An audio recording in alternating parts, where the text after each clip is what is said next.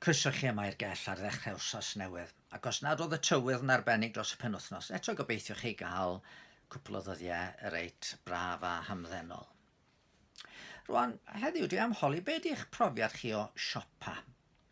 Y rhai wrth I bodd yn crwydro siopau, tra bydd eraill yn osgoi'r profiad gymaint ag y gallen nhw. Yn wir, weithiau mae'r math o siop ddech chi ynddi hi yn gallu effeithio ar eich ffordd o dreulio amser yna. Mae Gwennan yn gallu treulio amser hir yn crwydro Marks and Spencer's yn yr adran ddillad, tra dwi'n cael cur pen dim ond trwy fynd trwy drws y siop. Ond wedyn ewch a fi rhywle fel B&Q, mi fedrai grwydro'r lle yna yn edrych ar y gwahanol offer sydd ar werth a chael mwynhad, heb brynu dim. Dyna pam yn ystod y cyfnod clo diwethaf yma yng Nghymru, mi benderfynodd y Llywodraeth yng Nghaerdydd fod yn rhaid gwahardd eitemau nad ydyn nhw'n angenrheidiol. A'r pwynt oedd oedden nhw'n isio pobl yn crwydro a threulio amser hir yn y siopau a rhoi cyfle I Covid-19 I ymledu. Mae yna wahaniaeth yn does rhwng pori rownd y siopau, neu hyd yn oed pori'r safleoedd ar y we, a chwilio'n benodol am rhywbeth. Ydy'r cwbl, mae bwyd yn angenrheidiol. Ond ydy prynu dillad ar gyfer ha nesa neu ryw offer DIY ddim yn angenrheidiol. Yna wahaniaeth yn does rhwng siopa bwriadol a ffori'r siopau. Yn wir, pan agorodd siop fawr DIY yn Aberystwyth rai degawdau nôl, mi oedd dad yn mynd yno a threulio awr neu ddwy yn crwydro a ddod adre heb ddim byd. Mi oedd y cystal difyrwch fydd o bob tamed a gwylio rhyw raglen deledu medde fo. Ond rhaid gwneud heb y pori o leia am wythnos arall yma yn y siopau yng Nghymru. Wrth gwrs, does dim drwg mewn pori fel arfer, ond mae'n adegau'n dod pryd na fyddwn ni'n gallu fforddio gwneud hynny, a nid dim ond mewn cyfnod clo fel hyn. Dwi'n cofio enghraifft pan ath rhywbeth o'i len yn stafell molchi, a doedd dim modd atal y dŵr rhag llifo yn y toiled. Mi es I lawr I B&Q yn reit sydyn, ac un peth oedd yn fy meddwl I, a doedd o ddim yn fanno, felly ffwrdd â fi wedyn I screwfix a cael be o'n isio fanna. Roedd angen nôl falf newydd i'w roi yn y systern, a doedd gen I ddim diddordeb mewn dim byd arall. Oedd yn fater o bwys ac oedd rhaid rhoi sylw iddo fo. Tybed, ydyn ni'n gallu trin rhai o gwestiynau mawr bywyd yn yr un modd. Weithiau yn pori yn y cwestiynau yma, heb bod nhw gormod o ddifri. Chi'n gwybod, mae trafod pwrpas bywyd, bodolaeth Duw. Be sy'n digwydd pan fyddwn ni'n marw, mae'n gallu bod yn orchwil digon difyr weithiau. A mi fedrwch chi edrych ar y we am wahanol farnau gan bobl ar y materion. Mi fedrwch chi wneud gradd mewn athroniaeth neu ddiwynyddiaeth. Mi fedrwch chi drafod yn yr ysgol Sul am oriau a chael rhyw fath o foddhad yn gwneud y cyfan. Mi fedrwn ni bori yn edrych ar yr holl amrywiaeth o farnau a syniadau sydd ar gael.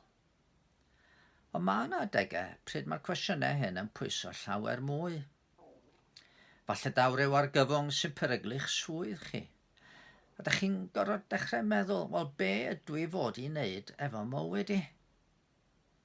Nid cwestiwn theoretig ydi o bellach, ond un sy'n effeithio ar eich cam nesaf chi ac efallai newid cyfeiriad eich bywyd chi'n llwyr.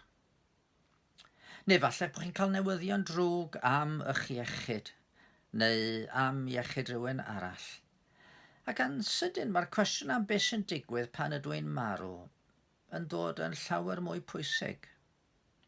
Neu falle daw pandemig I herio'ch sicrwydd chi, a rhaid gofyn sut un ydi Duw sy'n gadael ei rhywbeth fel hyn ddigwydd yn byd.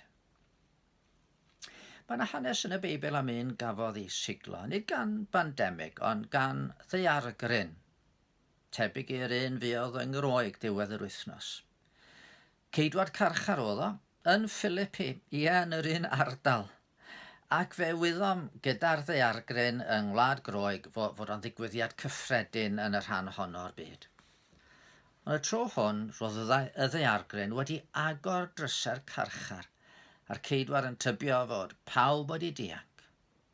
Os felly roedd ei fywyd o wedi fforffedu am iddo beidio cyflawni ddyletswydd.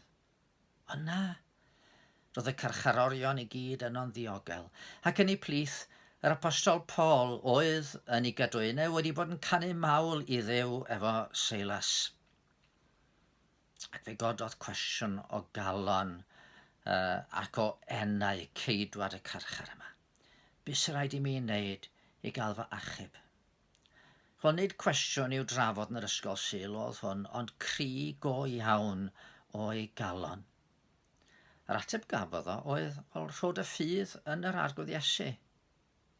Ac wrth iddo wneud hynny, mi brofodd y fath newid yn ei galon, y fath dangnefedd, y fath sicrwydd fod Duw yn gwenu arno fo. Nid pwnc i'w drafod ydy Iesu, welwch chi. Os mae dyna i gyd ydy Iesu, yna does dim gwerth iddo fo o gwbl mewn gwirionedd. Feder o ddim cael ei droi yn fater difyrwch.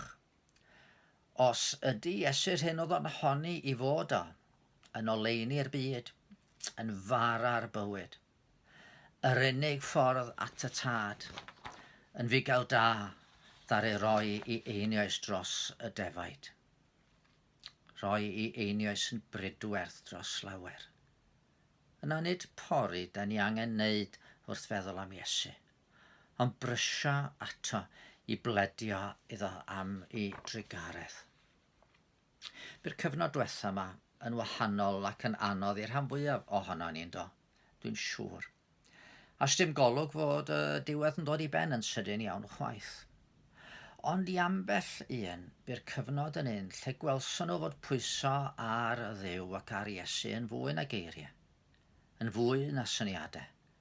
Fe ddaru nhw brofi'r gwirionedd fod Duw a Christ yn ddigon ar gyfer pob amgylchiad. Gobeithio'n wir fod hyn wedi bod yn brofiad i chi. Ac os na fuodd o, yna gobeithio y daw o'n brofiad i ni gyd dros ba bynnag faint o fusoedd sydd gynnon ni eto yng nghanol yr argyfwng presennol. Gadwch i ni weddio.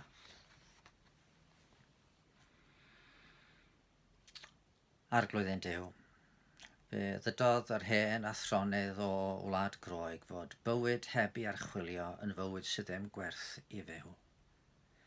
Wrth i ni feddwl am yn bywyd a chwestiynau mawr bywyd, paid a gadael i ni chwarae efo syniadau. Paid a gadael i ni fodloniad ddim ond pori fan yma fan acw. Helpa ni i feddwl o ddifri am yr arglwydd Iesu. Ac os ydy Iesu'r hwn oedd o'n deud oedd o, yna helpa ni i frysio, i roi yn ffydd yn yr un sydd yn waredwr y byd ac yn arglwydd yr arglwyddi. Amen. Wel, gobeithio newch chi wrth feddwl am y peth yma gael cysur a bendith.